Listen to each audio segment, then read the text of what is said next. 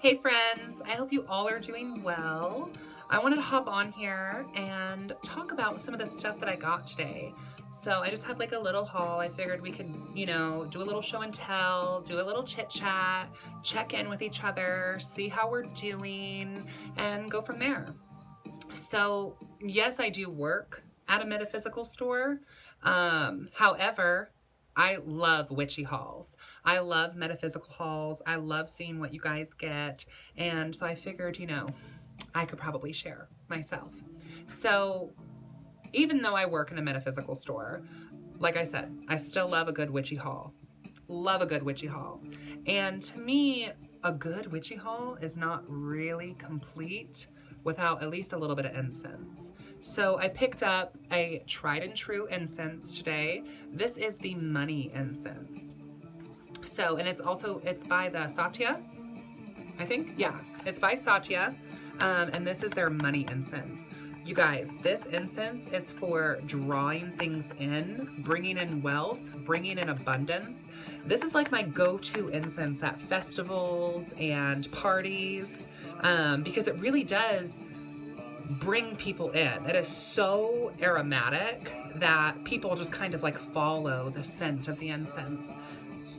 You guys, this smells incredible. It's incredible. It's very, I would say like kind of woodsy, but also spicy at the same time.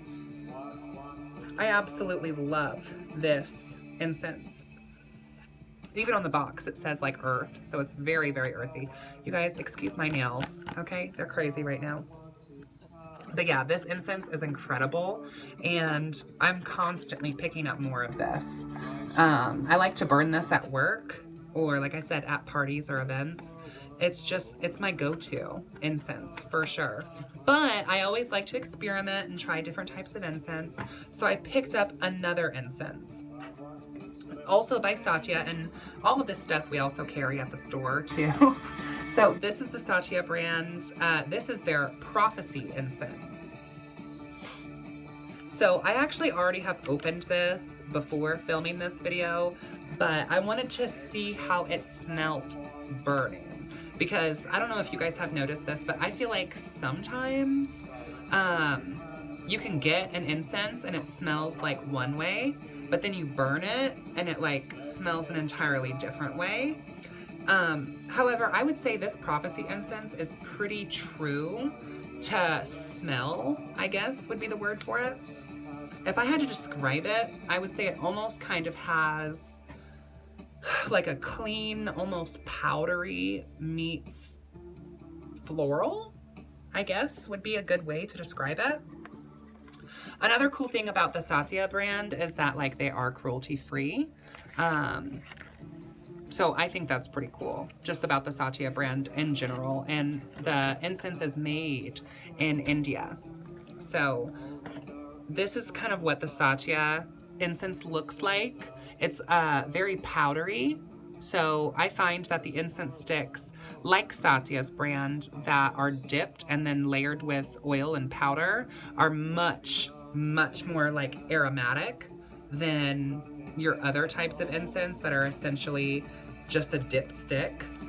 But it has like this powder that literally comes off of the incense sticks. And that variety of incense I find to be much more pungent. And that's what I like. I like my incense to be really thick, really aromatic, and really kind of travel and fill up a room. So I bought some of that, of course. I mean, I feel like you can't have a witchy haul without at least a little bit of incense. Okay, the other thing I got, which this is also a standard, I like to always keep these, is I got a few spell candles. So I got some green, yellow, purple, black, red, orange. But these are so good to have on hand for just like some quick, easy candle work. You know, you associate your working with a color, you dress the candle, you anoint the candle, you carve the candle, and you light that baby up and you are ready to go. I feel like, as of a lot of witches, I feel like candles are so big. And the fun thing about these spell candles is that they are going to burn up in 30 minutes to an hour. Occasionally you might have some candles that burn a little bit longer, or you might have some candles that burn faster than that, but that's kind of, I would say, the average burn length. So for those of you who feel some type of way about leaving flames unattended, this is a great tool for that. And like I said, the different colors you can associate for different types of working. So like every witch is going to be a little bit different, you know, on their color associations. But maybe for the black candles, you're going to do some sort of like protection work. Or maybe for the green candles, you're going to do some sort of wealth or health working. Maybe the pink candles are for like friendship or for charms, casting charms, right? Maybe the red candles are for like sex. It's really up to you. The yellow or the orange could be like for creativity or happiness. The light purple could be like for psychic development or working with spirits. I mean, however you want to associate the magic of color, that's kind of up to you, because at the end of the day, it really is your intention that changes how you use certain tools in the craft. So I picked up some more chimes because I was running pretty low on my chimes, and I usually like to keep like a good variety on hand because you just never know when you're gonna need to bust a chime out and do some candle work. Another thing that I got today, which if we're friends on Facebook, I filmed this live earlier and I had a whole show and tell / educational spiel about Poppet dolls, but we have a lot of fabric at the store right now because we're making masks for the community. So with some of the extra fabric that we had laying around, I was like, you know what, this would be really dope to make some Poppet dolls. So here's what my doll babies look like, my little Poppet dolls, which I'm really stoked about these, you guys. So a poppet, right?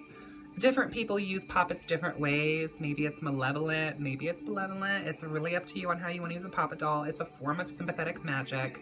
You can find poppet dolls that are like very elaborate with like hair and eyes and a nose and mouth and clothing or ties or whatever. But basically a poppet doll is a form of sympathetic magic that usually is in the shape of like a human or a humanoid with arms and legs. And yeah, so you cut that out and sew that up, and then you stuff the Poppet doll with, you know, personal concerns or fingernails, hair clippings, toenail clippings. You could use like a cigarette butt that someone had smoked on. You could fill it up with cotton. You can fill it up with herbs or flowers, or, I mean, literally the possibilities for filling your doll up are endless. These specific Poppet dolls are stuffed with cotton and then also stuffed with herbs and also like anointed with oils.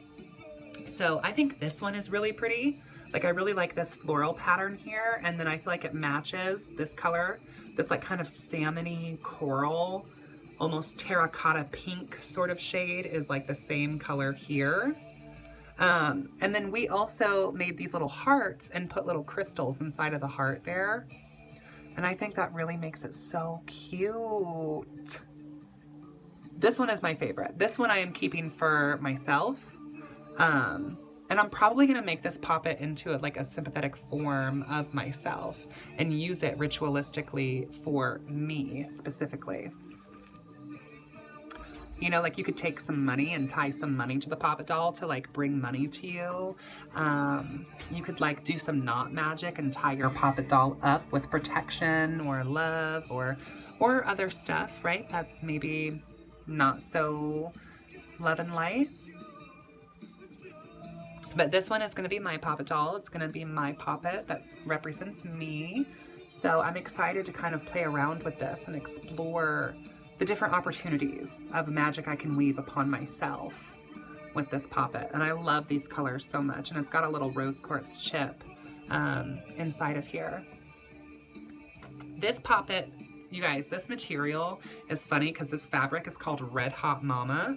And this is this Poppet doll, which I think is stunning. Now this one is the most simple out of the two because it's the same fabric on both sides.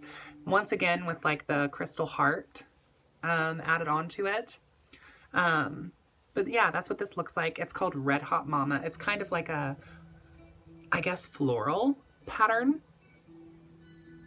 But I think this one is really stunning. And another way that you can use Poppet dolls is also for spirit invocation. So, you know, putting spirits inside of the doll, working with that spirit inside of the doll, giving spirits a vessel to possess a doll. That's also really powerful.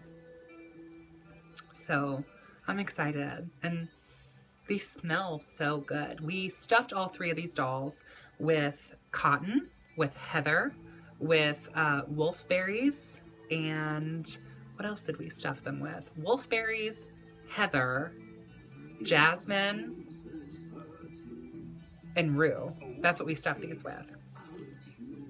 But you can stuff these and you can make your own with whatever sort of herbs you want to put in there. And it could be fabric, like, you know, here's some fabric. You could make this into a Poppet doll. You could use an old pillowcase, turn that into a Poppet doll. You could use your baby blanket if you wanted to, turn that into a Poppet doll. And then this third Poppet doll I have, this one is actually a gift for somebody, but I think this one's really cute. We have like this fun, like spring print here with like the flowers and the fruit and the seeds. And then on the back, we have this really stunning green that's like kind of glittery. And it also has a crystal heart pin.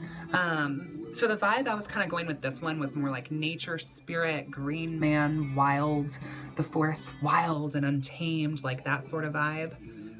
And I used, you know, similar herbs in all 3 of these for protection and love and peace. And yeah, and then the cotton just kind of like fluff them up a little bit.